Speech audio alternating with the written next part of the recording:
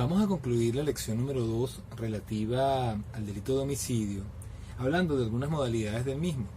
Vamos a hablar del homicidio concausal, del homicidio preterintencional, del homicidio culposo y también, vamos a hacer algunas observaciones sobre el genocidio y la eutanasia. Miren, en cuanto al delito de homicidio concausal, lo primero que debo decir, y yo creo que es una nota común a casi todas las formas de homicidio, es que desde el punto de vista objetivo no hay mayores diferencias con lo que ya expliqué en relación al delito de homicidio doloso, de homicidio simple. Es decir, básicamente lo que ocurre en todas las figuras de homicidio es que hay una acción que causa la muerte. Generalmente las particularidades, las diferencias vendrán dadas es por el aspecto subjetivo del comportamiento. ¿Por qué?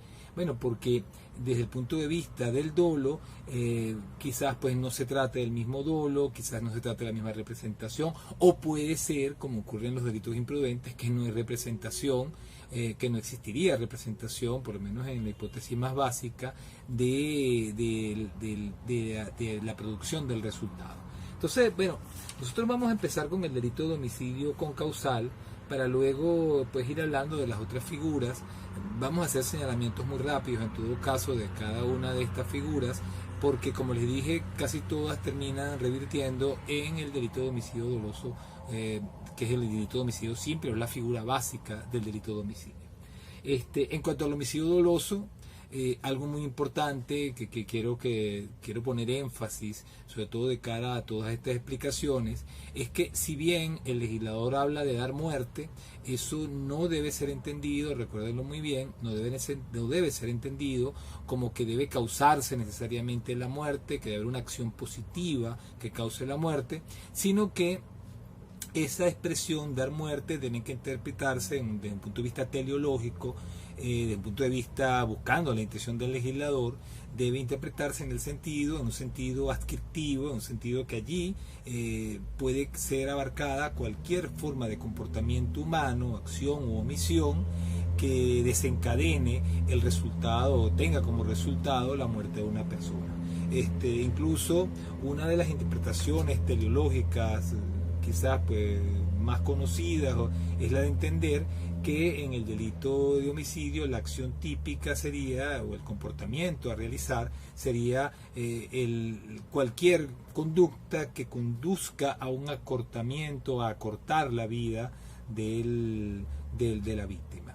Es decir, que podría ser una acción o podría ser una omisión, lo importante es que tienda al acortamiento de la vida. No, o sea, lo esencial no va a ser la causalidad o únicamente la causalidad, sino que también podría, pues, mediante una omisión, cometerse el delito de homicidio. Solo que, claro, no es que no vaya a haber causalidad, recuerden, en los delitos de omisión, solamente que es una causalidad distinta, es la llamada causalidad hipotética que hablamos en su momento. Bueno, esta figura que vamos a estudiar ahora, que es el homicidio concausal, se encuentra prevista en el artículo 408 del Código Penal. Esta figura proviene del Código Penal italiano de Sanardelli del año 1889. Imagínense ustedes, desde ese tiempo para acá, tantas cosas que se han dicho en derecho penal. Se trata de una forma de homicidio, vamos a decir que en comparación con el homicidio doloso, es una forma atenuada de homicidio. Sin embargo, en el sentido estricto de la palabra, como lo voy a explicar más adelante, no es una forma atenuada realmente, sino que más bien es una agravación de responsabilidad, es decir, si tomamos en cuenta lo que verdaderamente es este hecho punible. Vamos a ver en qué consiste esto del homicidio concausal. El homicidio concausal consiste en que una persona realiza una acción. Esa acción genera pues un peligro para el bien jurídico, pero esa acción en sí misma no puede producir el resultado o no produce el resultado, sino que es en conjunción o en unión con otras condiciones, con otras circunstancias que termina produciéndose la muerte. En otras palabras, ¿se causa la muerte en el homicidio con causal mediante el comportamiento del autor? Sí, pero no solamente con el comportamiento del autor, sino que es necesario que ese comportamiento, esa acción, ese peligro, esa condición puesta por el autor se vea coadyuvada, se vea asistida por otra circunstancia, por una condición que puede ser anterior al hecho mismo, como puede ser posterior o podría ser concomitante, sí, en el mismo que surge en el mismo momento, en el mismo contexto de la acción. Es decir, es en conjunto con esta condición, con esta circunstancia, que termina produciéndose el resultado, o sea, que se causa el resultado. O sea, eso es lo que, desde el punto de vista del tipo objetivo, viene a ser, pues, a grandes rasgos, el homicidio con causal. Es decir, ahora, para uno entender con más claridad el delito de homicidio con causal y su diferencia con el delito de homicidio en su figura básica, claro, no podemos poner atención solamente al tipo objetivo, porque también el homicidio, puede haber homicidio doloso y haber una concausa, es decir, va a haber una condición superviniente o anterior que coadyuva al resultado, y habría igualmente homicidio doloso, es decir, que no sería esta la diferencia, que funcione la concausa. El problema en el delito de homicidio con causal es que el dolo del autor es el de matar. Es el de matar, pero matar de la manera que el autor lo ha planeado o se lo ha representado. Es decir, yo le disparo a una persona y yo tengo, pues claro, la intención de que muera del disparo que le di, que le hice. Pero ¿qué pasa? Que en el homicidio con causal, como dije, opera una concausa, opera una condición concomitante, superviniente o anterior, que es la que en definitiva produce el resultado. Bueno, desde el punto de vista subjetivo, y ahí viene la diferencia con el homicidio doloso, el autor ha de desconocer, no ha de haberse representado la concausa. ¿Qué significa esto? Bueno, que la condición preexistente debe ser desconocida para el autor, o que si es una condición superviniente, que ya vamos a explicar la diferencia, que opera después, debe ser imprevista para el autor. O sea, que el autor no conoce, no ha de conocer, no ha de representarse, y por lo tanto no va a ser abarcado por su voluntad el hecho de la producción del resultado de la manera que efectivamente se produjo. Ahí está el detalle del homicidio con causal. Es decir, que lo que en definitiva causa el resultado no está abarcado por el dolo del autor. Si estuviera abarcado por el dolo del autor, habría homicidio doloso. Como ustedes van a ver los materiales que tienen en la aula virtual, pues allí realmente, o sea, en esos materiales yo explico de que el homicidio con causal realmente lo que es una tentativa acabada del delito de homicidio. ¿Por qué una tentativa acabada? Bueno, porque el autor trata de matar y no lo logra. Realiza una acción que constituye, desde su punto de vista, hacer todo lo necesario para matar a una persona, y la muerte se produce, pero no de la manera que él piensa. Por lo tanto, esa muerte no le puede ser imputada. En derecho penal fundado en el principio de culpabilidad, pues esa muerte no se le podría atribuir. Por lo tanto, si sería responsable única y exclusivamente por lo que hizo, por haber tratado de matar de la manera que trató de matar.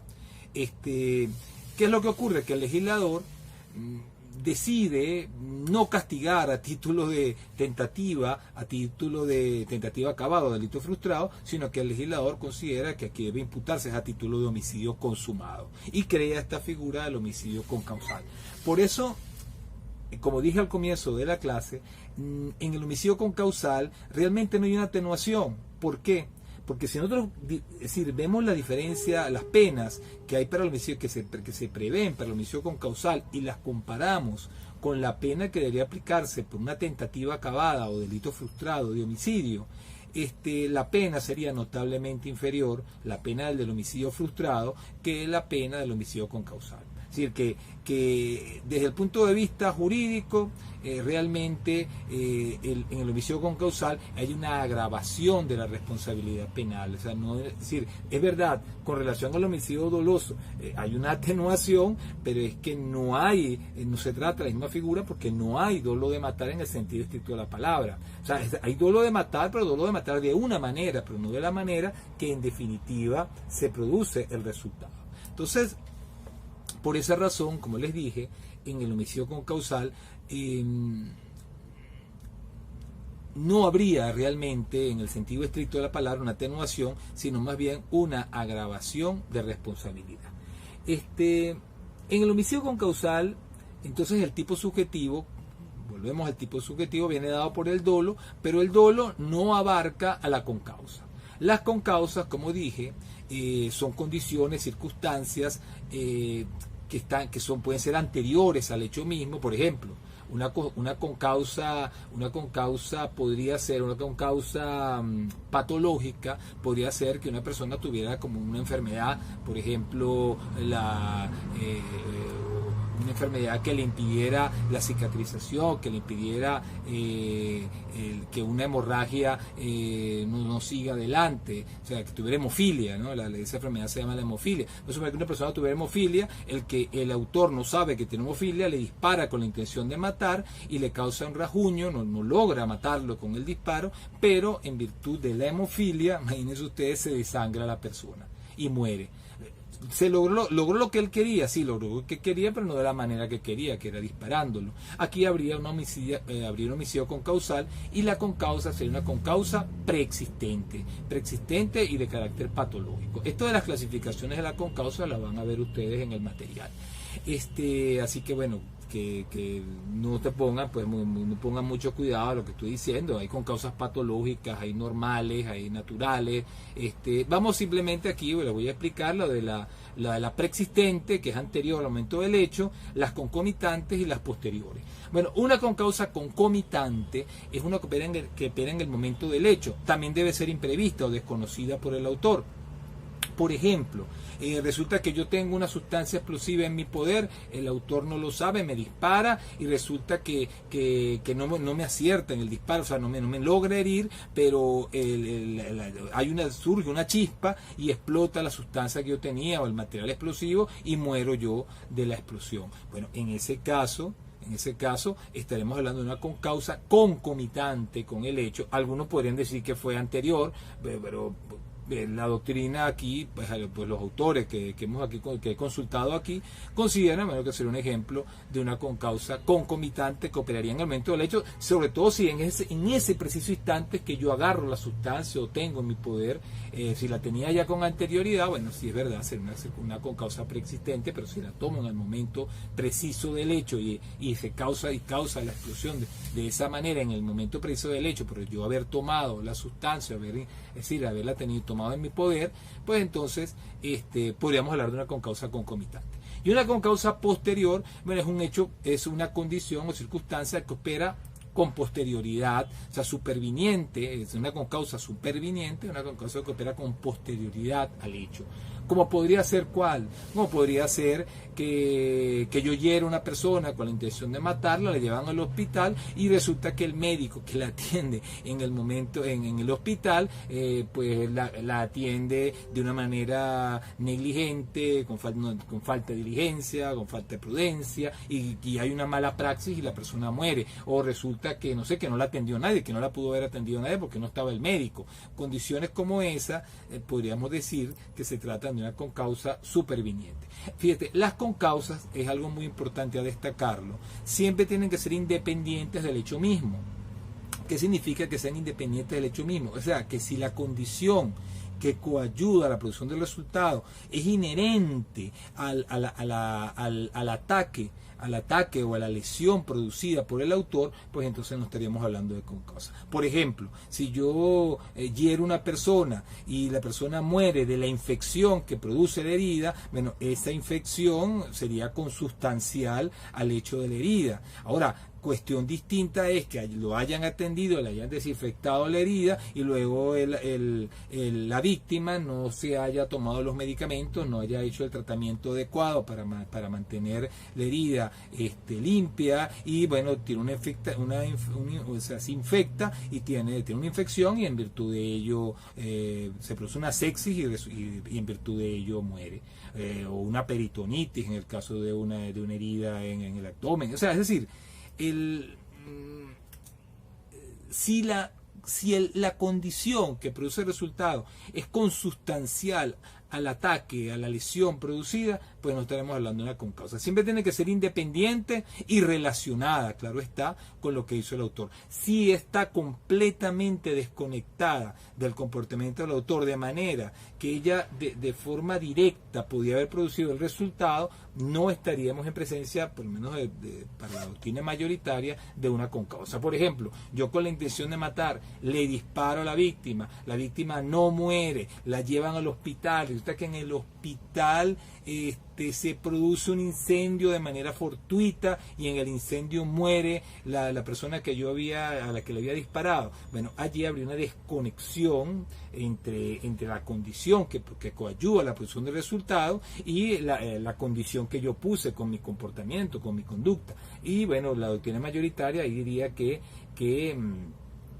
no habría una concausa.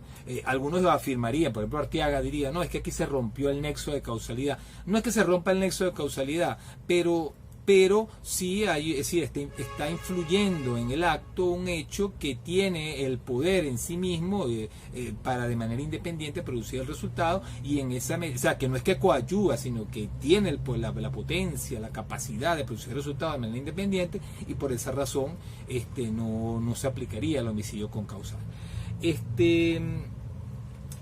En cuento al homicidio concausal, también me gustaría destacar de que si uno adopta la teoría de la imputación objetiva como un criterio fundamental para determinar si existe tipicidad, bueno, va a tener problemas con el homicidio concausal en el sentido de determinar la tipicidad. ¿Por qué?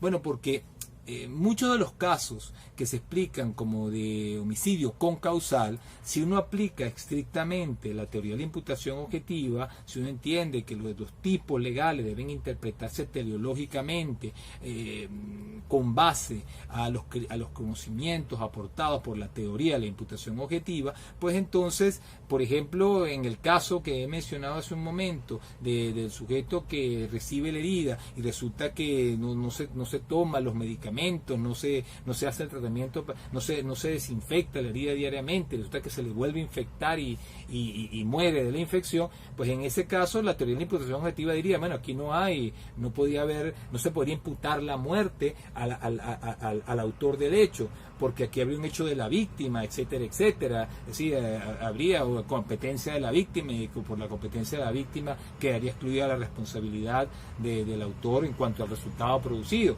Bueno, esto, que lo dice la teoría de la imputación objetiva, si uno aplica estrictamente el homicidio concausal, tendría que decir que lo que habría es un homicidio concausal y no se podría aplicar la teoría de la imputación objetiva. En otras palabras, la teoría de la imputación objetiva entraría en una colisión directa con el homicidio, con varios de los principios de la imputación objetiva entrarían en colisión directa con los requisitos o con las condiciones que exige a su vez el delito de homicidio concausal. Siendo de esa manera, bueno, el intérprete se plantea pues un problema importante, porque si asume la teoría de la imputación objetiva, al final tendría que decir que no puede aplicar el homicidio concausal, o no lo podría aplicar a un número importante de casos. O al contrario, es posible que diga, no, yo no acepto la teoría de la imputación objetiva y por lo tanto castigaré a título de homicidio concausal. Si me preguntan a mí, yo les diría que bueno, yo la teoría de la imputación objetiva la he venido enseñando desde hace muchos años.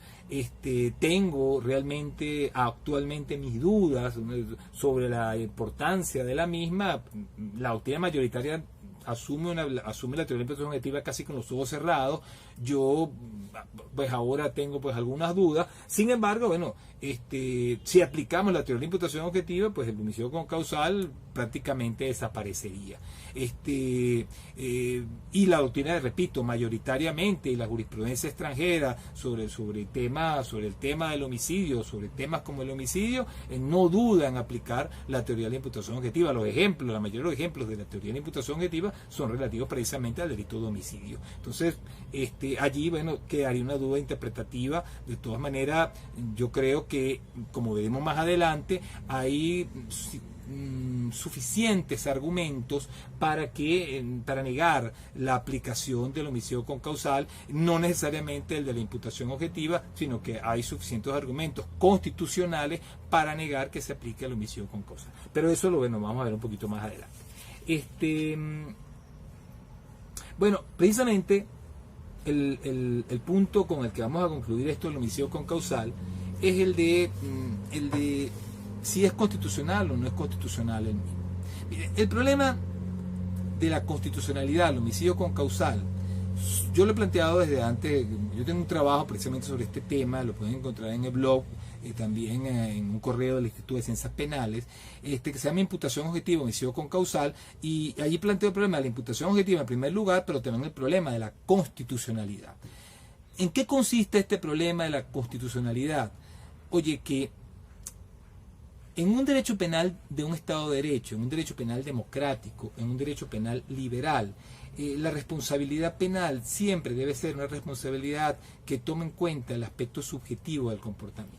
O sea, hay un principio fundamental del derecho penal fundado en el principio del Estado de Derecho, fundado en el derecho a la dignidad de las personas, fundado en la autonomía de conciencia, fundado en el derecho al libre desarrollo de la personalidad, que es el principio de culpabilidad.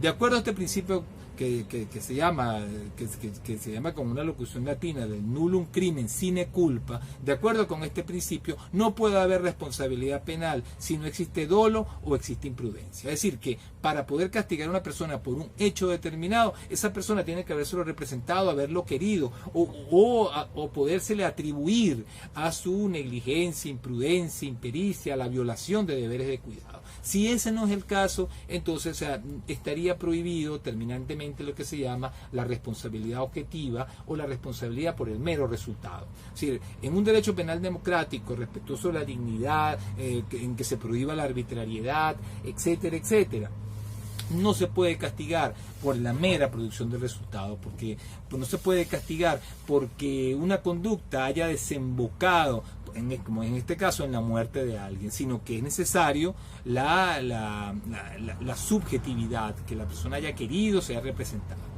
Ustedes dirán, bueno, pero es que eso ocurre en el homicidio concausal. En el homicidio concausal hay el dolo de matar. Sí, pero el problema es ese, que hay el dolo de matar, pero no es el dolo, ese dolo no abarca lo que en definitiva mató.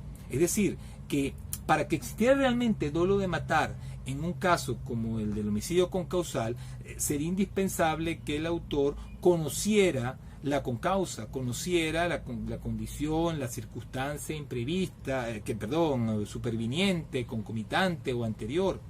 Esa es la única manera de que hubiera dolo. Es decir, mientras que cuando la ley dice, no, es que la condición o circunstancia debe ser imprevista o desconocida, pues entonces me está diciendo allí que esto es una responsabilidad objetiva, que es una responsabilidad, se te castiga por el resultado porque se produjo el resultado por influencia de una condición que tú no sabías. Y esto, evidentemente choca con el principio de culpabilidad. Siendo que choca con el principio de culpabilidad, pues es inadmisible aceptar una figura como esta en un Estado de Derecho. ¿Qué debería hacerse desde mi punto de vista con relación al homicidio concausal? En una futura reforma de nuestro Código Penal, esta figura debería desaparecer. No debería mantenerse porque viola el principio de culpabilidad y colide con las normas constitucionales que legitiman que el Estado de Derecho, el derecho a la dignidad, la autonomía de conciencia, etcétera, etcétera. Mientras tanto, los jueces, es decir, mediante el control de la constitucionalidad que pueden hacer de acuerdo al artículo 19 del Código Orgánico Procesal Penal, los jueces podrían desaplicar esta disposición, y si consideran que se han dado hechos en los cuales se cumplen con los requisitos de esta clase de homicidio, bueno, lo que deberían hacer es imponer la pena, castigar por lo que efectivamente habría ocurrido, que sería pues un delito frustrado de homicidio. O sea, si yo agarré y le disparé a la persona y la persona murió, bueno, por el hecho de una concausa desconocida por mí, evidentemente, pues entonces a mí se me castigará única y exclusivamente por lo que hice. Se me castigará por haber tratado de matar o por haber hecho todo lo necesario para matar a una persona, y aunque la persona haya muerto, esa muerte no se me podrá imputar subjetivamente, porque yo no me la habría representado. Entonces, bueno, esto a grandes rasgos es lo que permitiría entonces hablar o afirmar que el homicidio concausal sería inconstitucional, y por lo tanto en una futura reforma, como les dije, de nuestro Código Penal debería desaparecer. La segunda figura que vamos a estudiar el día de hoy es la figura del homicidio preterintencional. Igualmente, en el homicidio preterintencional tenemos una objetiva, desde el punto de vista del tipo objetivo, tenemos una conducta, una acción, una omisión que causalmente está asociada con un resultado, y ese resultado es la muerte. Recuerden ustedes que el delito de homicidio es un delito de resultado, implica un comportamiento, una conducta activa u omisiva que debe causar, ya sea natural o hipotéticamente, la muerte de una persona. Esto, bueno, ocurre de la misma manera en el delito de homicidio preterintencional. Ahora, podría uno hacer una observación, sobre todo en cuanto al tipo objetivo, que quizás es importante, porque esta observación nos va a permitir a su vez explicar el tipo subjetivo, o cómo podría interpretarse el tipo subjetivo de este delito. Esta observación que quiero hacer es la siguiente: hay quienes dicen que el delito de homicidio, que los delitos preterintencionales, por lo tanto el delito de homicidio preterintencional, es lo que se llama un delito de doble resultado. ¿Qué significa un delito de doble resultado? Bueno, porque habría un doble resultado porque cuando una persona mata a otro, siempre con anterioridad a la muerte se producirá una lesión. Entonces, claro, el homicidio sería un delito de doble resultado, sobre todo porque toda muerte, como decía Schmidhauser, toda muerte, todo homicidio comienza primero con una lesión. O sea, cuando yo le disparo a una persona, la herida es una lesión, y bueno, la herida luego mata, pero primero se produce una lesión. Esto es importante destacarlo. En el homicidio preterintencional, como les dije, para la explicación del tipo subjetivo. En otras clases de homicidio quizás no tenga mayor relevancia esto del doble resultado, porque también uno podría decir, bueno, en el homicidio doloso también lo habría ese doble resultado. Pero en el homicidio preterintencional tiene cierta importancia. ¿Por qué? Bueno, tiene cierta importancia por el tipo subjetivo. ¿Por qué por el tipo subjetivo? Porque desde el punto de vista subjetivo, en el homicidio preterintencional, el autor no tiene el animus necandi, no tiene el dolo de matar, como en el homicidio doloso o en el homicidio concausal, sino que en el homicidio preterintencional, el autor lo que quiere, lo que se representa, es lesionar a la víctima. Es decir, es atacar la integridad corporal de la persona, producirle un daño, producirle una herida, pero no tiene la intención de matar. ¿Pero qué ocurre? Bueno, que por cuestiones de la causalidad termina produciéndose la muerte de la persona. Esa muerte el autor no se la ha representado. Esto, fíjense, pudiera incluso pensarse que sería como una especie de responsabilidad objetiva, y ya veremos por qué, pero es decir, desde el punto de vista subjetivo, lo que quiere realmente el autor es simplemente lesionar. La persona quiere lesionar y mata. Entonces, ¿qué tiene que ver esto con los del doble resultado? Bueno, que en cuanto al primer resultado, el autor tendría dolo. Eso es lo que se diría para explicar el tipo subjetivo. Y en cuanto al segundo resultado, bueno, quedaría la incógnita, ¿qué es lo que habría con relación al segundo resultado? Entonces, ¿Qué podríamos decir entonces en cuanto al tipo subjetivo? Bueno, que si entendemos que el delito de homicidio es un delito de doble resultado, el primer resultado sería un resultado querido, sería el resultado de la lesión que se produce. Yo golpeo a la persona, que ella cae al piso, se da un golpe en la cabeza y muere. Bueno, pero esa herida que yo le causé en la cara, del golpe que le di, eso fue con el dolo de lesionar. Y bueno, ahora el segundo resultado, la muerte, ahora a título de qué se me va a atribuir. Bueno, esa es, desde el punto de vista subjetivo, allí es donde estaría la duda. Este punto, bueno, es lo que tiene que ver con la llamada naturaleza jurídica, la preterintención. Fíjense, la teoría de la preterintención nace en el derecho romano, nace con el nombre de la teoría del versare in re illicita. ¿Qué decía esta teoría del versare in re illicita? Bueno, a grandes rasgos, así en mis palabras, lo que decía era lo siguiente: bueno, si una persona tiene la intención de causar daño, todo lo que ocurra o todo lo que puede ocurrir con la víctima en virtud del acto realizado con la intención de causar daño, todo lo que se produzca se le debe atribuir. Se le debe atribuir a su responsabilidad. Es decir, que yo voy a ser responsable si yo a una persona la trato de lesionar, la golpeo para causarle daño y resulta que se murió, esa muerte se me debe atribuir a mí por la doctrina del versare in re illicita. Fue de esta manera que nació la preterintención.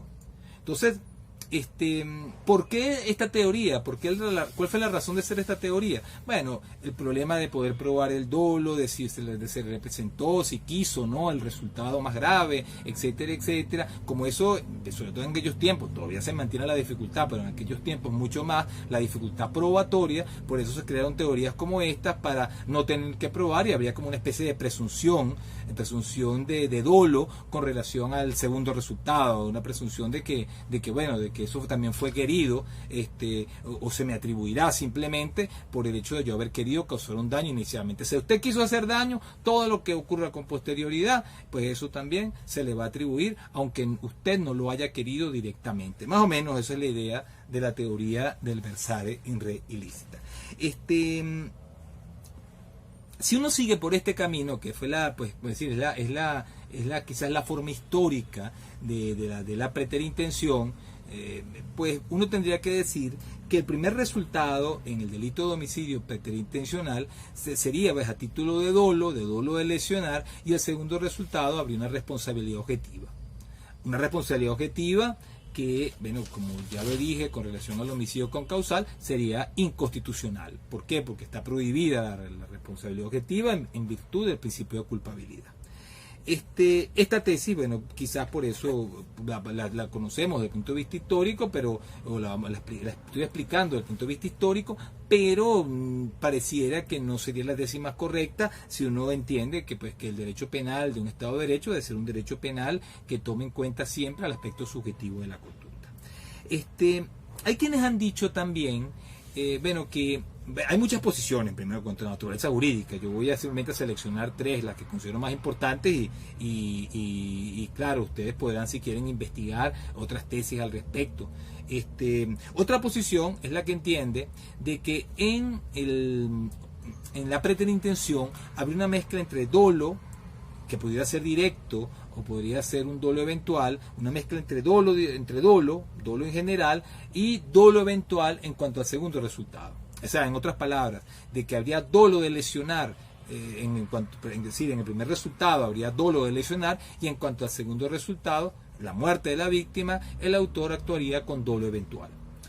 Dolo eventual, como ustedes saben, es que el autor, de acuerdo al planteamiento más tradicional, es que el autor se represente al menos la posibilidad o la probabilidad de que se produzca la muerte, y ante esa probabilidad le sea indiferente, no le importe, acepte el riesgo, etcétera, etcétera. En todo caso, la idea sería que hubiera una vinculación subjetiva entre el hecho y el autor, y esa vinculación subjetiva sería el dolo eventual, una representación de la posibilidad y la aceptación del riesgo, la indiferencia con relación a ese segundo resultado. Problema de esta tesis.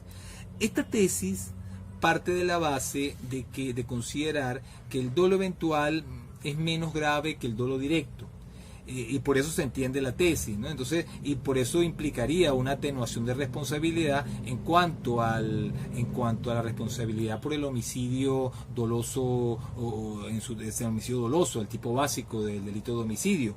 O sea, si uno parte de la base de que el dolo eventual tiene una menor gravedad que el dolo directo, pues entonces, claro, se entiende una tesis como esta. Sin embargo, este no es el planteamiento mayoritario. El planteamiento mayoritario considera que no hay diferencias entre el dolo directo y el dolo eventual.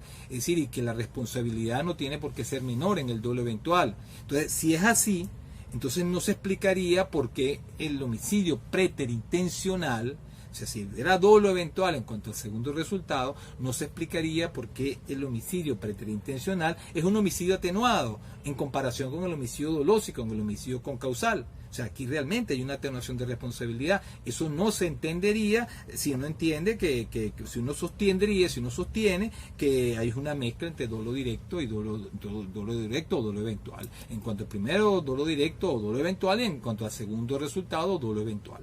Entonces, esto no se entendería. Más bien lo que sería más bien es, bueno, si hay dolo eventual en cuanto al segundo resultado, la doctrina mayoritaria diría, bueno, aquí no tendría por qué haber una atenuación de responsabilidad penal.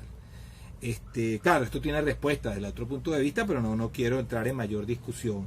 Esta posición tiene ese obstáculo fundamental. Bueno, y la última posición a la que voy a hacer referencia es la que considera que con respecto al primer resultado y al segundo resultado, en la preterintención lo que habría es una mezcla entre dolo e imprudencia o culpa. Es decir, que la preterintención, la naturaleza jurídica de la preterintención sería la de ser una mezcla entre dolo e imprudencia, o entre dolo o culpa. Cuando hablo de culpa y hablo de imprudencia, estoy hablando de lo mismo. Es decir, no se vayan a confundir. Entonces, esta posición entiende que que yo debo tener el dolo de lesionar, efectivamente lesionar, se produce la lesión, se produce el primer resultado, y luego se produce el segundo resultado, que sería la muerte. En cuanto a ese segundo resultado, podría decirse que desde el punto de vista subjetivo debería no haberme representado, pudiendo representarme la posibilidad del segundo resultado.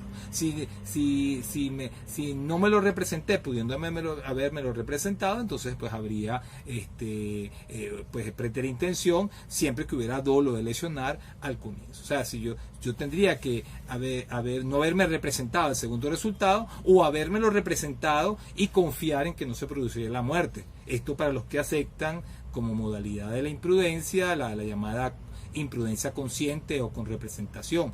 Pero si uno dice que la única forma de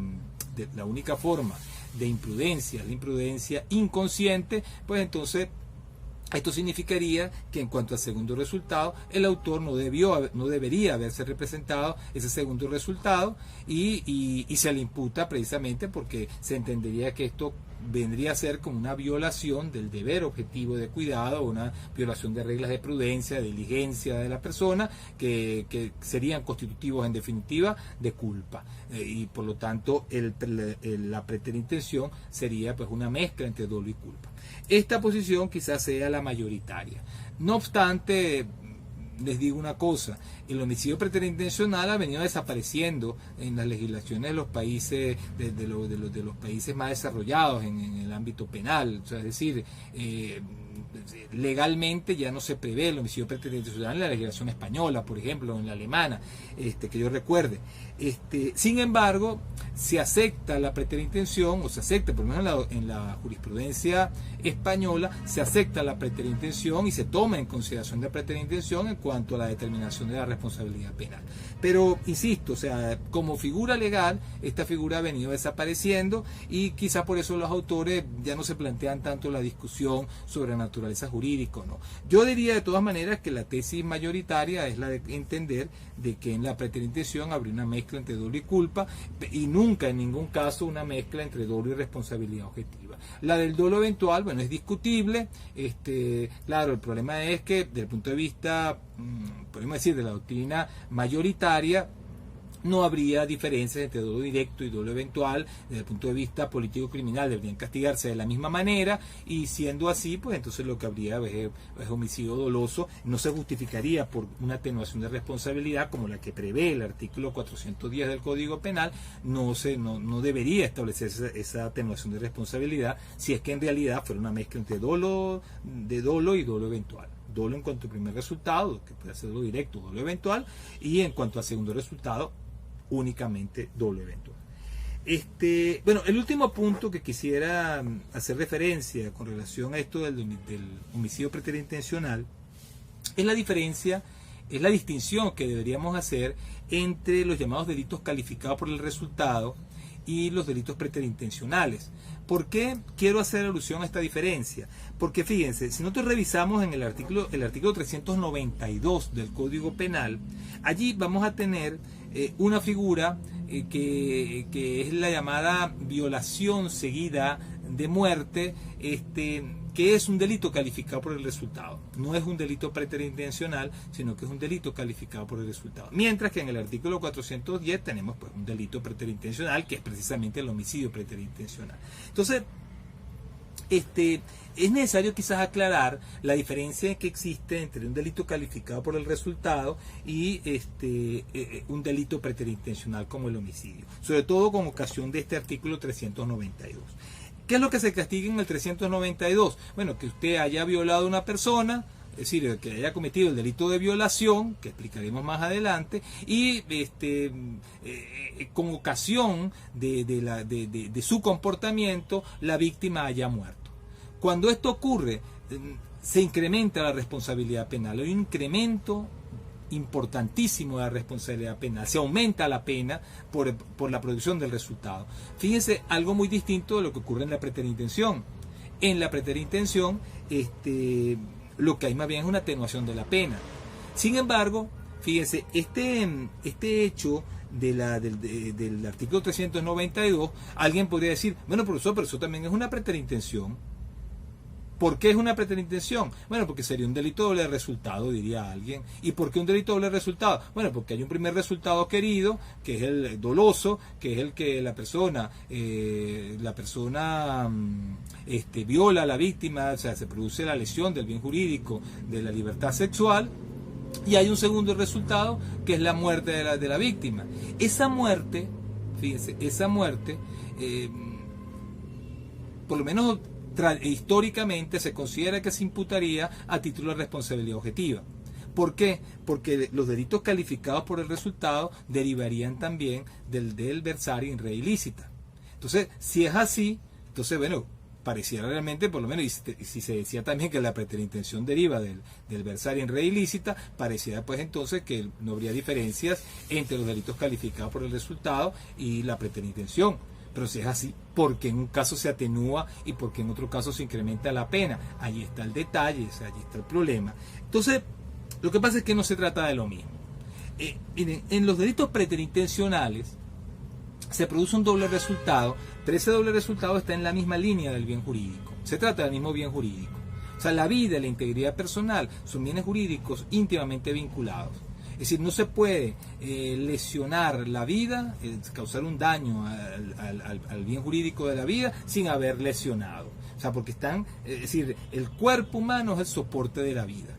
Entonces, cuando se trata de casos como estos, en los cuales el segundo resultado es una progresión dentro del mismo bien jurídico, en definitiva, pues entonces allí pues el legislador es más compasivo y dice, bueno, yo aquí lo que puedo es atenuar un poco la responsabilidad con relación al segundo resultado si no hubo representación en cuanto al mismo, etcétera, etcétera. Pero, ¿qué es lo que ocurre en los delitos calificados por el resultado? Que en los delitos calificados por resultado no se trata de bienes jurídicos que se encuentran en la misma línea, sino que se trata de bienes jurídicos distintos. Una cosa es el bien jurídico de la libertad sexual, otra cosa es el bien jurídico de la vida. Son bienes jurídicos, aunque son derechos personales, son bienes jurídicos que no están estrechamente conectados, en el sentido de que yo tenga que, para lesionar la vida, tenga que sacrificar primero o lesionar la libertad sexual. Son bienes jurídicos distintos. Y el segundo resultado, bueno, es más grave que el primero, porque el bien jurídico que se protege primero, que sería el de la libertad sexual, es de menor importancia, es de otro bien jurídico y además es de menor importancia que el bien jurídico que se lesiona en el último momento. Sí, en el segundo resultado. Entonces, en estos casos, tratándose de bienes jurídicos distintos y que el segundo resultado es más grave que el primero, el legislador decide agravar la responsabilidad. Y ese segundo resultado, bueno, lo que se ha dicho tradicionalmente, al derivar estos delitos también de la teoría del versar in re ilícita, lo que se ha dicho es que ese segundo resultado se imputaría a título de responsabilidad objetiva. ¿Qué significa? Que en el 392, si usted no tuvo la intención de matar, no se representó la posibilidad de que la víctima muriese cuando la estaba violando, pero la víctima murió, a usted se le castigaría por el 392. Pero profesor, pero si tuvo la intención de matar, si la persona, si tuvo la intención de matar, no se castigaría por el 392, sino lo que habría es un concurso de delitos entre el delito de violación, concurso material de delitos, entre el delito de violación, o real o material, del delito de violación y el delito de homicidio. Es decir, no se aplicaría el 392, o sea, el 392 sería solamente para aquellos casos en los cuales el resultado se produce y no habría, eso es lo que dice la doctrina más tradicional, y no habría una vinculación psicológica, no habría representación en cuanto al segundo resultado. Claro, esto sería pues una forma de responsabilidad objetiva que entraría en colisión directa con el principio de culpabilidad y claro, esto permitiría sostener que estos delitos son inconstitucionales también. Por esa razón es que en la jurisprudencia alemana, también creo que en la española, pero estoy más seguro en la alemana, se exige y esto lo dice también Roxin, lo dicen los autores alemanes más reconocidos, se exige que en los delitos calificados por el resultado, si bien no es necesario que haya dolo, que el sujeto se represente efectivamente, que se puede producir el segundo resultado, porque si no habría dolo y habría concurso de delitos, el segundo resultado debe ser representable al menos para el autor, es decir, que se lo pudo haber representado, que se lo podía haber representado. O sea, que si es un segundo resultado es algo totalmente fortuito, no podría imputarse responsabilidad a título de delito calificado por el resultado. Es decir, que sería indispensable que por lo menos sea posible que el autor se hubiera representado, tuviera tenido la posibilidad de representarse la muerte de la víctima. Esto sería pues entonces a grandes rasgos el aspecto subjetivo que la jurisprudencia añadiría al delito a los delitos calificados por resultado, como de la figura del homicidio que es contemplada en el artículo 392 del Código Penal. El delito de homicidio imprudente o culposo está previsto en el artículo 409 del Código Penal.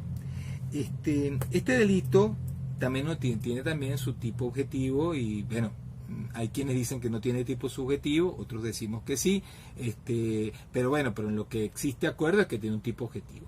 ¿En qué consiste este tipo objetivo? Bueno, una acción que causa igualmente el resultado, pero esa acción, lo que dice la doctrina más tradicional, por ejemplo, lo que decía Belzel, esta acción lo que se caracterizaría es porque viola un deber de cuidado, un deber objetivo de cuidado que tenemos las personas en sociedad. Un deber objetivo de cuidado, ¿qué significaría? Bueno, que en la sociedad, dependiendo de lo que hagamos, en nuestras relaciones con otros, cuando salimos a la calle, cuando trabajamos, etcétera, no tenemos que tener ciertas reglas de prudencia, ciertas reglas de diligencia, y lo que caracterizaría pues los delitos imprudentes o culposos es que el autor violaría ese deber objetivo de cuidado y mediante su acción, mediante su comportamiento y como consecuencia causal de esa violación del deber objetivo de cuidado, de esa conducta imprudente, negligente, etcétera, etcétera, es que se produciría la muerte de una persona. El autor no tendría la finalidad el fin, el propósito, la representación y la finalidad de matar a alguien, sino que el autor lo que haría es objetivamente, sin haberse representado ni haber querido la muerte de la víctima, por lo menos querido la muerte de la víctima, pues entonces viola el deber objetivo de cuidado y se produce el resultado. Eso es lo que estaría en la esencia del aspecto objetivo del delito de homicidio imprudente, la violación de un deber objetivo de cuidado. ¿Cuál sería la diferencia con el homicidio doloso? Bueno, que en el homicidio doloso no habría pues violaciones, no habría inicialmente una violación de un deber de prudencia o de diligencia, etcétera, etcétera, no sería lo esencial, y por esa razón pues no habría que determinar en el delito de homicidio doloso la violación de un deber objetivo de cuidado. Eso es lo que se había dicho tradicionalmente, o se dice tradicionalmente sobre este asunto. Sin embargo, esto ha venido cambiando. Y en la actualidad, más bien, el delito o los delitos dolosos se ha pasado a explicar sobre la base de los delitos culposos, sobre todo por la influencia de la teoría de la imputación objetiva. O sea, si nosotros asumimos la teoría de la imputación objetiva plenamente, con todas sus consecuencias, nosotros tendríamos que decir que el tipo objetivo de los delitos dolosos, del homicidio doloso, es el mismo tipo objetivo del delito de homicidio culposo.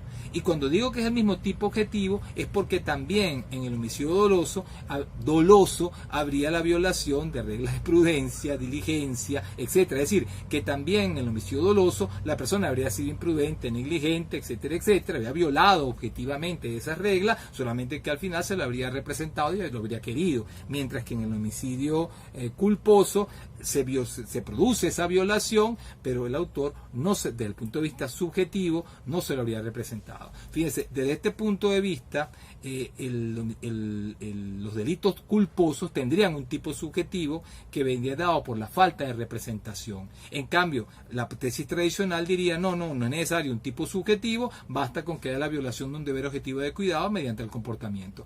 Lo que dice la teoría de la imputación objetiva es simplemente lo siguiente: mira, para que una conducta pueda considerarse que se puede imputar al tipo objetivo, esa conducta debe generar un peligro. Y para generar un peligro, esa conducta tiene que violar reglas de prudencia, reglas de diligencia, para que el peligro sea un peligro jurídicamente desaprobado, se rebase el riesgo permitido, es necesario que esa conducta sea imprudente, negligente, lo cual no significa que el autor haya haya actuado subjetivamente de esa manera. Puede ser que el autor haya actuado con dolo, pero objetivamente su conducta ha de entenderse como la violación de reglas de prudencia o de diligencia. En otras palabras, si yo tomo una pistola y le disparo a alguien a la cabeza, lo que se diría la teoría de la imputación objetiva es que esa conducta genera un riesgo prohibido, una rebasa del riesgo permitido, porque el hecho de disparar a una persona a la cabeza, aunque lo haya hecho con intención o lo como sea, porque eso se va a evaluar después, el hecho de disparar a la cabeza es una acción imprudente, una acción que viola un deber objetivo de cuidado. Incluso ya no se habla de deberes objetivos de cuidado, sino simplemente se habla de reglas de prudencia, de la imagen del buen padre de familia, etcétera, etcétera.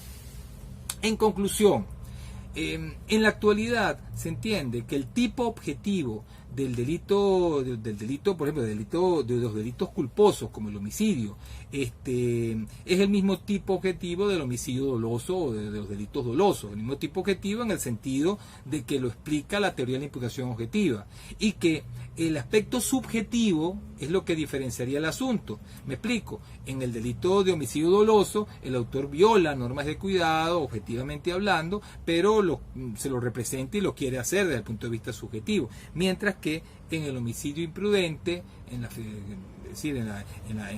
figura imprudente del homicidio o culposa del homicidio, el autor viola las mismas reglas, los deberes objetivos de cuidado, viola esas reglas, no actúa como un buen padre de familia, pero no se lo ha representado, no se ha representado que eso puede desembocar en la muerte de una persona.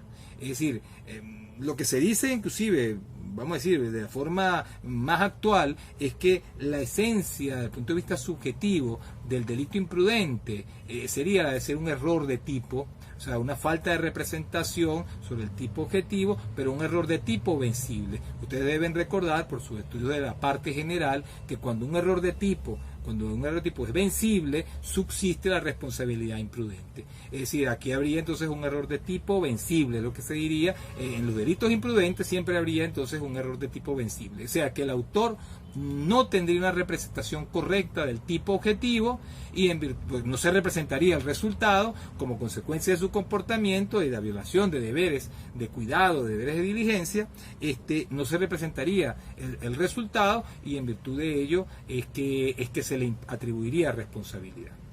Claro, ustedes se preguntarán, bueno, ¿y qué pasa con la culpa consciente? Bueno, un importante sector de la doctrina considera que la culpa consciente o la imprudencia consciente o con culpa con representación debe ser entendida como dolo, porque una parte importante de la doctrina considera que la esencia del dolo se encuentra en la representación y no en la voluntad, y que por lo tanto para actuar con dolo basta con que yo me haya representado. Si yo me representé, aunque sea la posibilidad del resultado, eso sería dolo, por lo tanto desaparecería la culpa consciente. Ahora, si usted decide aceptar la culpa consciente como una forma más de imputación subjetiva, pues entonces usted diría, bueno, también habría delito culposo cuando yo me represente la posibilidad del resultado, o el autor se represente la posibilidad del resultado, y ante esa posibilidad confíe, no acepte el riesgo como en el dolo eventual, no sea indiferente como en el dolo eventual, sino que confíe en que ese resultado no se va a producir. Si me preguntan a mí, yo he venido sosteniendo desde hace muchos años que en estos casos pues no debería aceptarse la imputación culposa o imprudente, sino que debería castigarse a título de dolo, porque una persona que se representa, por ejemplo, la posibilidad de matar, su deber es abstenerse de seguir actuando, o sea, es decir, es su deber. No decir, no, es que yo confié y por eso seguí adelante. No, eso de confiar, pues más bien es una demostración de que a esa persona no le interesa la norma y tendría que ratificarse la vigencia de la norma con respecto a ella. Pero bueno, esto ya es una opinión particular. La doctrina mayoritaria más bien acepta la diferencia entre culpa consciente y culpa inconsciente. Pero bueno, les estoy diciendo los planteamientos, vamos a decir, más modernos con relación a este tema. Pero si nos quedamos en la más tradicional, diríamos que en el homicidio culposo, desde el punto de vista objetivo, lo que hay es una violación de un deber de cuidado, es decir, imprudencia, negligencia, impericia o inobservancia de reglamentos, órdenes o instrucciones, y como consecuencia de ello se produce el resultado. No habría un tipo subjetivo propiamente dicho. Eso es la tesis, pues, como les dije, más tradicional, que incluso pues fue lo que sostuvo de una manera u otra Belzel con relación a este tema. Bueno, vamos a terminar con esto. Bueno, ya creo que he hecho una apretada síntesis del delito de homicidio imprudente. Vamos a terminar hablando un poco de lo del genocidio y hablando también un poco del tema de la eutanasia. Mire, con relación al genocidio, yo no voy aquí a exigirles ni a estudiar este delito tal cual como está establecido en el Estatuto de Roma. Está previsto este delito en el Estatuto de Roma, en el artículo 6 del Estatuto de Roma. Y una de las hipótesis, la que más nos interesaría a los efectos de esta materia, es que la primera hipótesis del genocidio es la matanza de un grupo determinado. Entonces, ¿qué se entiende como matanza? Bueno, el homicidio, el dar muerte a muchas personas o a un número indeterminado de personas. Entonces, yo no quiero que nos pongamos a estudiar, la idea tampoco es que nos pongamos a estudiar en qué consiste el delito de genocidio, sino es un problema muy puntual que quiero plantear, que es el siguiente. Bueno, si se cometiera un genocidio en Venezuela, bueno, ya sabemos que el artículo 6 del Estatuto de Roma no lo podría aplicar un juez penal venezolano. O sea, es decir, si hubiera aquí un genocidio, esto le correspondería inicialmente conocerlo a las autoridades venezolanas, pero no podría aplicarse el artículo 6 porque esto es privativo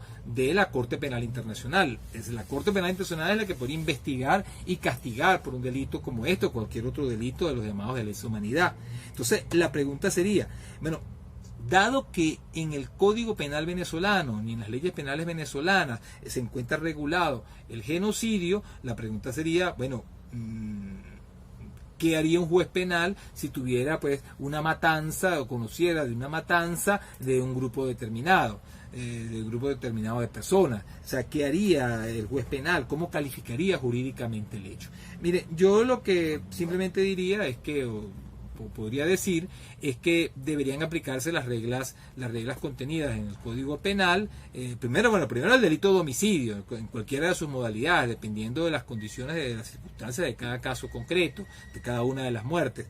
Y en segundo lugar, bueno, creo que deberían aplicarse las reglas del concurso. La del concurso material o real de delitos, o dependiendo del caso concreto, las reglas del concurso formal o ideal de delitos. Recuerden ustedes que cuando hay un concurso real o material es porque se trata de hechos separados, varias acciones mediante las cuales se puede violar la misma disposición legal, o sea que se ajusta la conducta al mismo tipo legal o a varios tipos legales. Cuando hay un concurso material se castiga por el delito más grave, y se añade o se incrementa la pena en una cuota aparte por los demás delitos. Este es el llamado, creo que es el sistema de la asperación, lo llaman así, el sistema de la asperación. En cambio, en el concurso ideal es cuando hay una sola conducta, hay una unidad de acción, y con esa sola conducta se producen varios resultados. Y la conducta, por lo tanto, es decir, se ajustaría inicialmente al tipo de varios delitos. En estos casos, la ley contempla que se castigará por el delito de más gravedad, o sea, por un solo delito, porque habría una sola acción.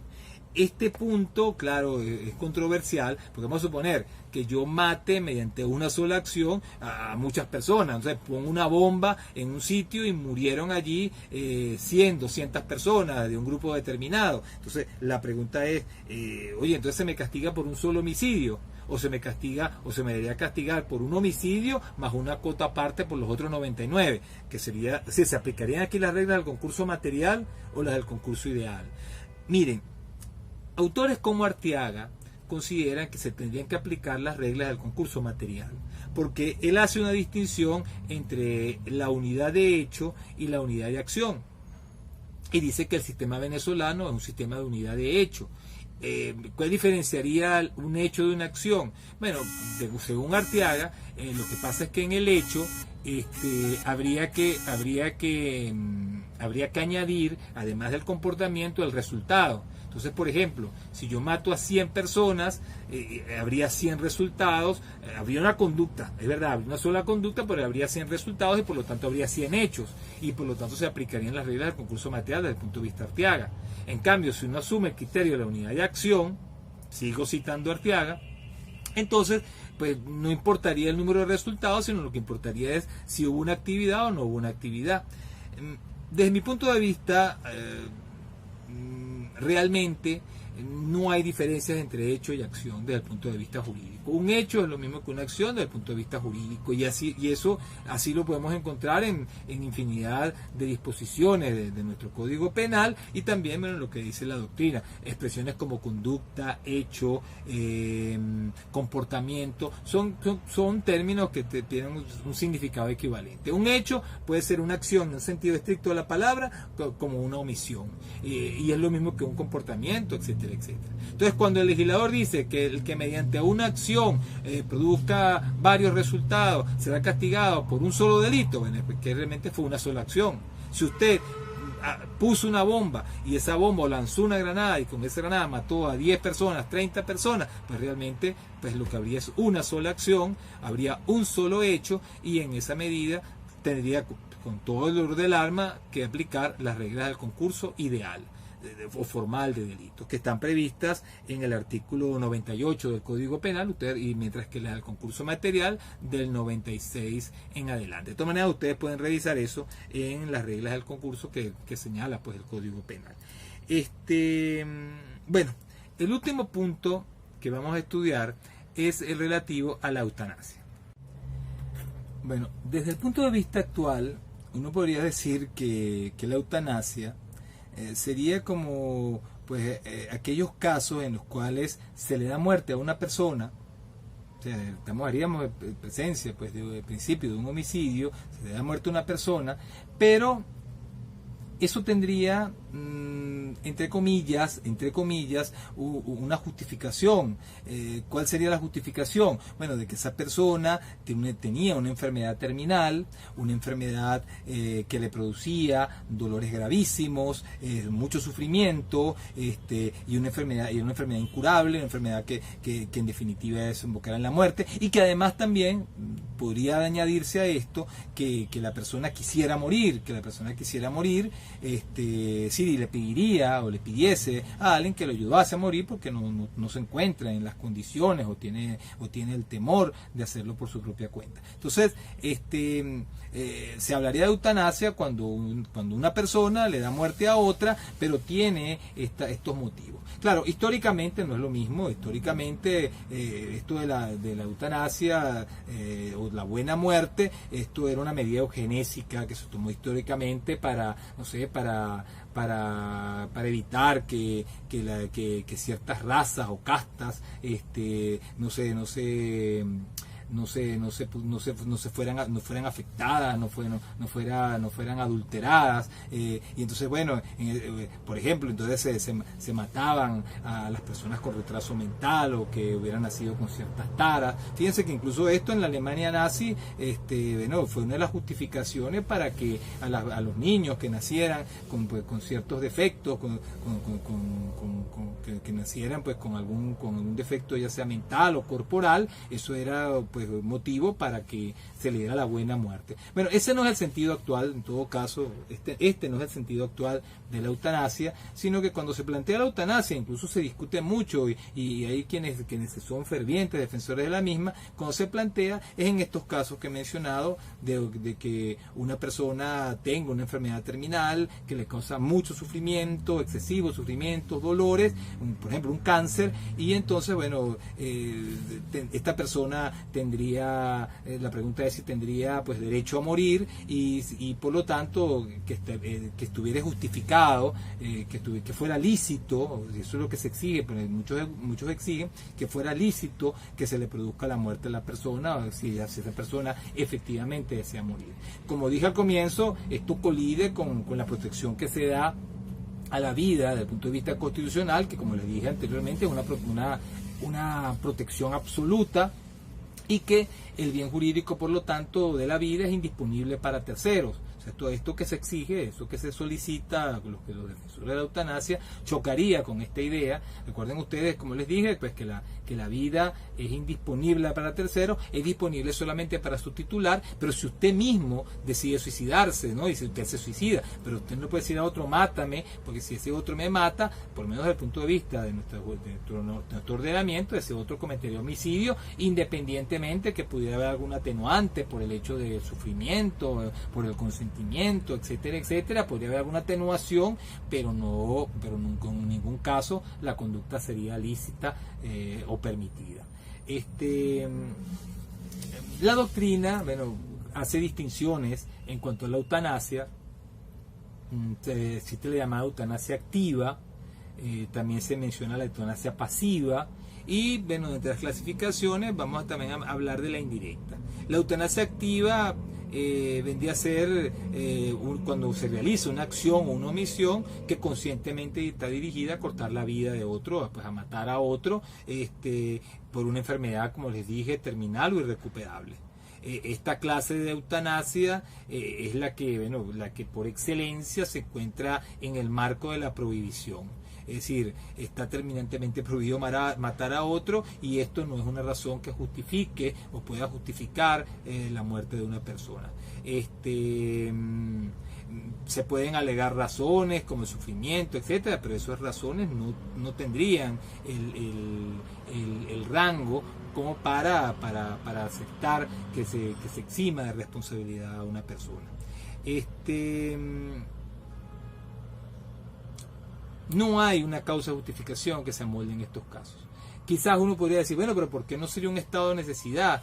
Y la pregunta del estado de necesidad surge porque, bueno, porque diría, bueno, pero sería necesario a lo mejor, porque las personas tienen el derecho a una vida digna y a una muerte digna. Y si tienen derecho a una vida digna y una muerte digna, oye, si tienen sufrimientos, dolores, eso es una vida indigna. Entonces, oye, no sería como una forma de salvar la dignidad, aunque tenga que sacrificarse la vida. Bueno, miren, quizás sí uno pudiera hacer un razonamiento como el de ese tipo, pero eso no explicaría que fuera una justificante o una causa de justificación, porque los que aceptan que el estado de necesidad sea justificante en algunos casos, que esto es una tesis que surgió también en la jurisprudencia alemana, ellos entienden que el bien jurídico que se salva en un estado de necesidad justificante tiene que ser de mayor importancia que el que se sacrifica, y la vida es el bien jurídico de mayor importancia, por lo menos desde el punto de vista que lo estamos desarrollando acá, el bien jurídico más importante porque es el soporte, el fundamento de cualquier otro derecho o bien jurídico. Siendo de esta manera, de ninguna forma podría aceptarse que fuera la conducta lícita, entendiendo o afirmando que habría un estado de necesidad justificante. O sea, en ese sentido, pues yo creo que por allí no puede ir el asunto. Quizás a lo mejor, como lo veremos al final, pueda sostenerse que existe un estado de necesidad disculpante. Esto, claro, pero para sostener esto habría que decir que la vida tiene el mismo valor, que la dignidad, y entonces que tratándose de bienes de la misma importancia, la dignidad humana por un lado y la vida por el otro, entonces se podría sacrificar la vida para salvar la dignidad, pues en el caso de los dolores, que el sufrimiento que tendría la persona por el estado, por la situación en que se encuentra, por la enfermedad que tiene. Esto es de todas maneras también bastante discutible, de que pueda considerarse el hecho como disculpado, como una causa de inculpabilidad. La diferencia entre una causa de inculpabilidad, o sea, por ejemplo, el estado de necesidad disculpante y el estado de necesidad justificante, que es una causa de justificación, es que si yo digo que es justificante, el hecho es lícito, no estaría prohibido, estaría permitido por el ordenamiento, no habría responsabilidad de ningún tipo. Mientras que cuando yo digo que es una causa de inculpabilidad o que se aplicaría el estado de necesidad disculpante, yo tendría que concluir que la conducta sigue siendo ilícita, contraria a derecho, pero no sería reprochable o podría no reprocharse por el ordenamiento o por el juez, y lo único que se eximiría sería de responsabilidad penal. El punto, de todas maneras, les digo, es muy discutible. Pero bueno, entonces la eutanasia activa es pues que está completamente prohibida. Un médico no puede realmente, bajo ninguna condición,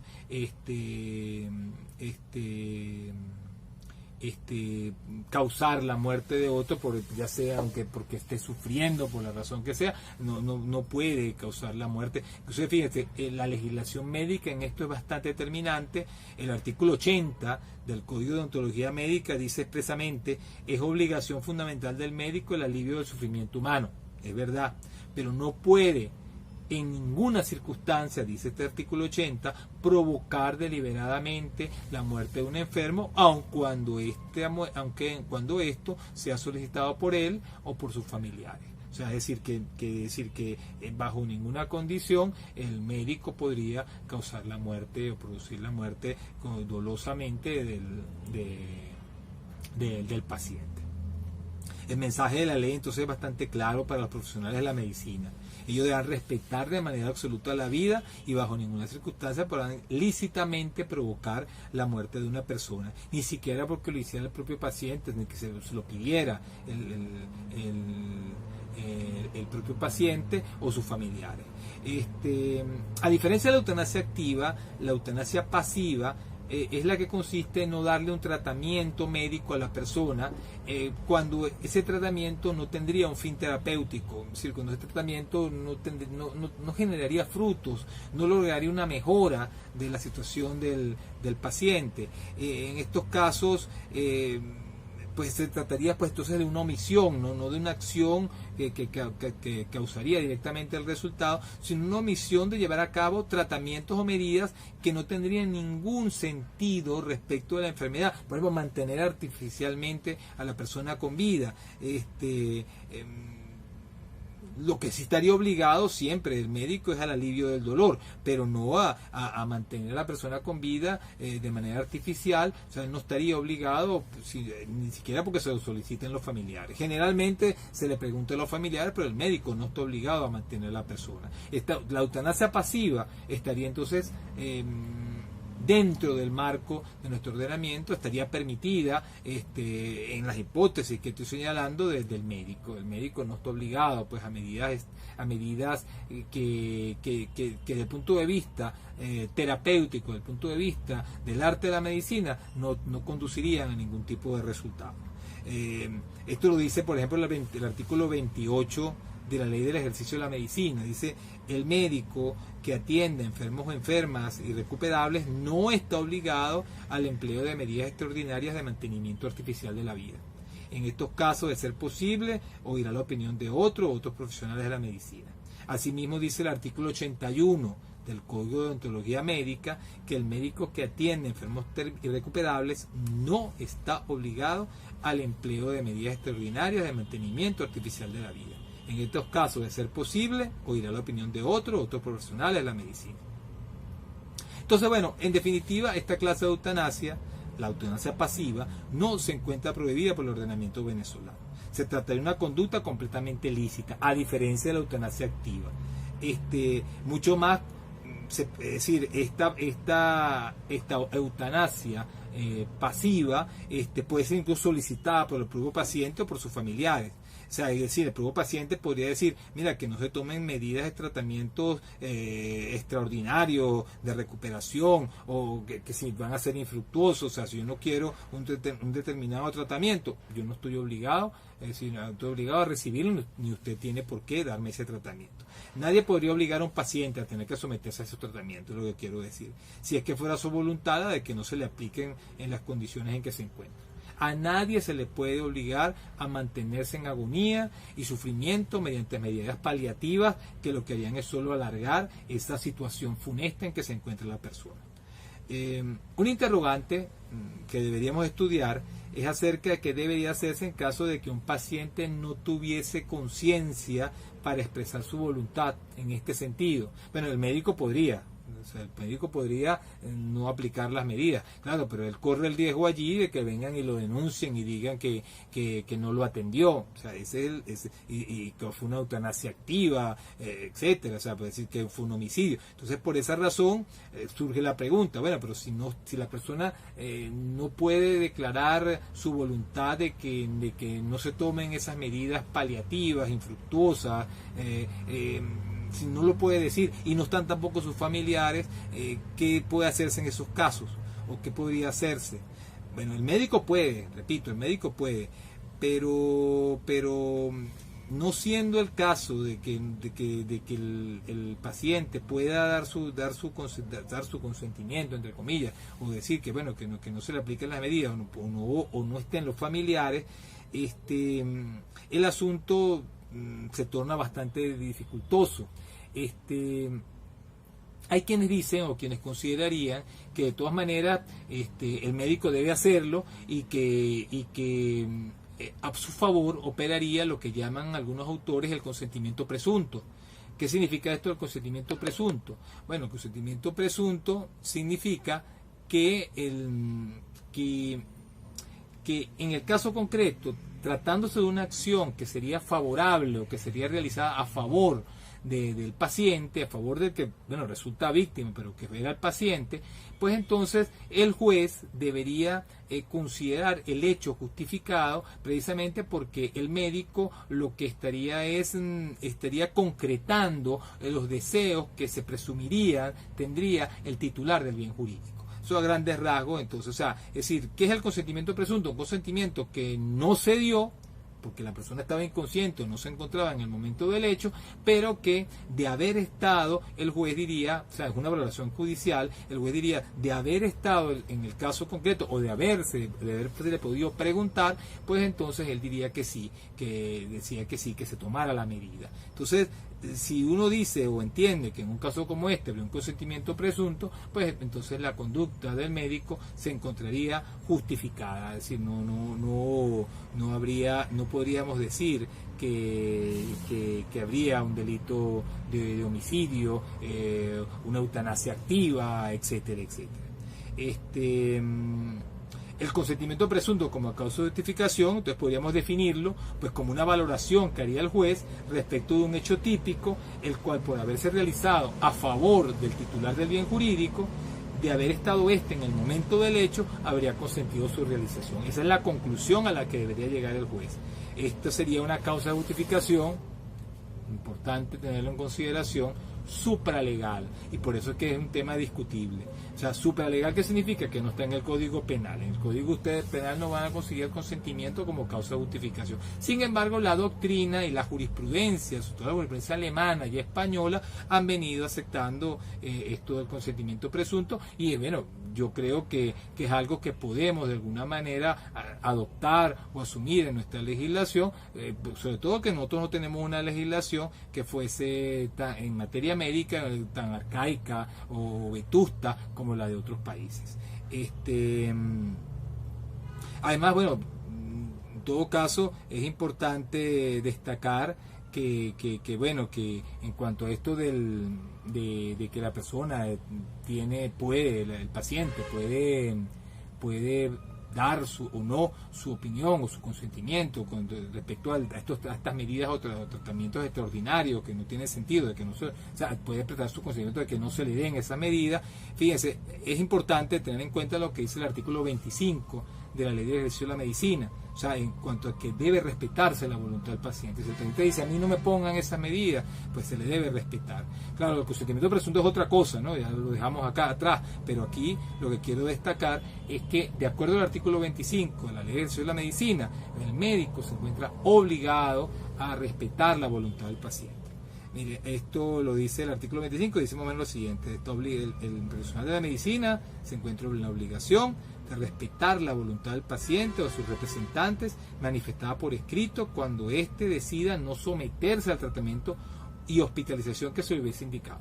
Esta circunstancia deja a salvo la responsabilidad del médico o de la médica. Sin embargo, la voluntad del paciente no podrá prevalecer, claro, en casos en los cuales estuviese interesado en la salud y el orden público conforme a la ley. Bueno, una última cosa que quisiera exponer sobre el tema de la eutanasia es el de la llamada eutanasia indirecta y la cuestión de si cabe o no en estos casos la causa, es decir, la causa de inculpabilidad del estado de necesidad disculpante para excluir la responsabilidad. Mire, en primer lugar, la eutanasia indirecta, vamos a entender como eutanasia indirecta aquellas hipótesis en las cuales se produce la muerte de la víctima, del paciente, se produce la muerte. Pero la muerte se produce porque el médico le pone medicamentos, le hace un tratamiento al paciente, no para causarle la muerte, sino para paliar los graves dolores que tiene. Claro, pero el problema es que ese tratamiento médico que busca aliviar el dolor, bueno, lo que hace es acelerar la muerte de la víctima, la muerte del paciente, perdón. Entonces, claro, la pregunta aquí sería si aquí habría homicidio o no habría homicidio, si esto sería aquí habría una eutanasia que generaría responsabilidad penal para el médico, o esto sería pues simplemente una conducta que debería considerarse justificada o disculpada. Mire, justificada no estaría, es decir, está marcada, estaría dentro del marco de la prohibición este comportamiento. La prohibición de dar muerte a otro es una prohibición absoluta. Si el médico está consciente que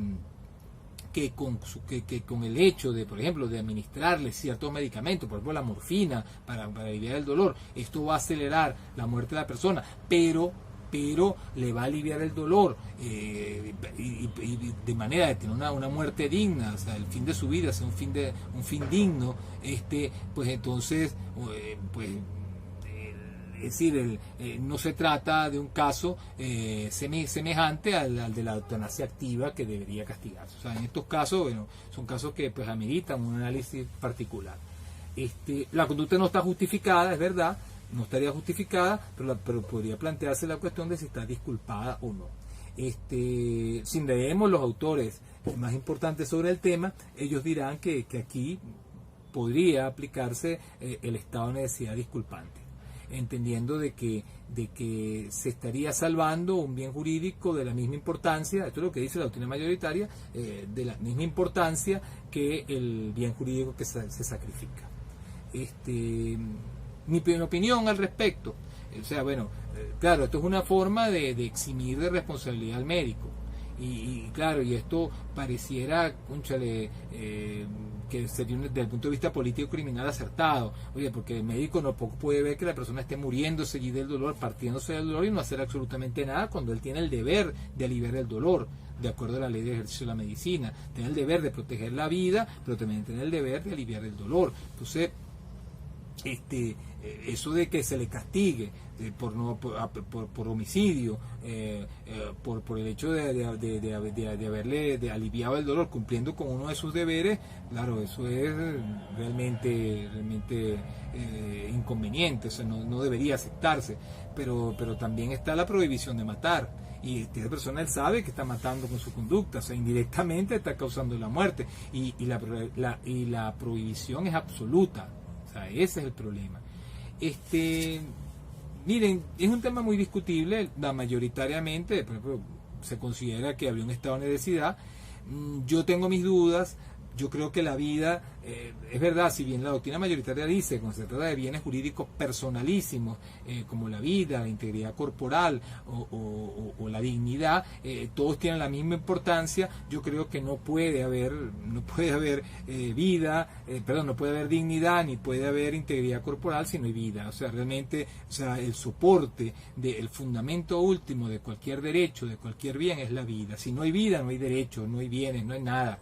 O sea, no existe absolutamente nada, y por eso yo creo que entre las valoraciones jurídicas no puede decirse que la dignidad tiene el mismo valor que la vida a los fines del estado de necesidad. Claro, esto conduciría a negar el estado de necesidad en estos casos. Y claro, mi solución sería por esta razón muy criticada. Sin embargo, bueno, yo creo que, claro, quizás a lo mejor el problema se podría plantear no como un estado de necesidad disculpante por colisión de bienes, sino quizás a lo mejor como un estado de necesidad disculpante por colisión de deberes.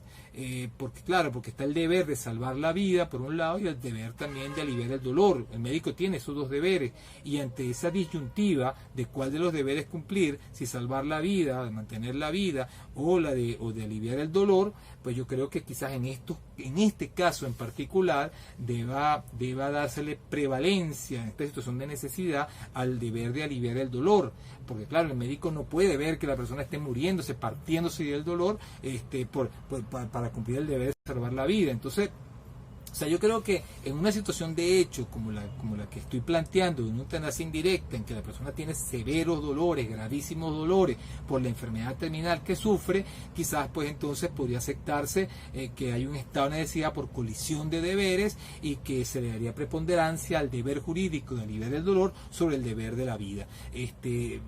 Y lo cual no significaría que la vida tenga la misma importancia que la dignidad, etcétera, etcétera, sino que es el deber simplemente de que se tendría el deber en este caso concreto una mayor prevalencia, porque el médico no puede tampoco sin violar las normas éticas que regulan su profesión, observar que una persona está ahí muriéndose del dolor, partiéndose del dolor por una enfermedad terminal, y entonces decía, bueno, no que no puedo hacer nada y que se muera del dolor. No, el médico tiene que hacer algo. Entonces quizás allí podría aceptarse un estado de necesidad disculpante por colisión de deberes, que es un tema que no se conoce mucho en nuestro ordenamiento.